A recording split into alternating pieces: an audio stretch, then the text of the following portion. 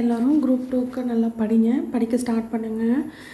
இப்போ நம்ம முடியரசன் அவரை பற்றி பார்க்கலாம். ஸோ அவர் காசுக்கு பாடுபவன் கவிஞன் அல்லன் அப்படின்னு சொன்ன அந்த கூற்றை யார் சொன்னாங்க அப்படின்னு கேட்பாங்க. முடியரசனோட இயற்பெயர் பார்த்திங்கன்னா துரைராசு. அதே மாதிரி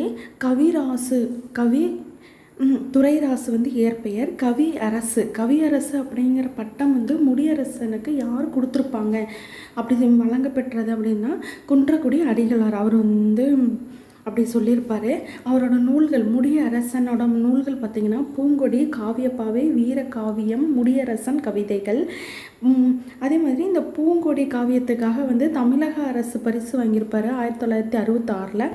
பாரதிதாசன் தலைமறை கவிஞருள் மூத்தவர் யார் அப்படின்னா முடியரசன். அவரோட டைம் பீரியட் பார்த்துக்கோங்க மேலே இருக்கும். 1920 1990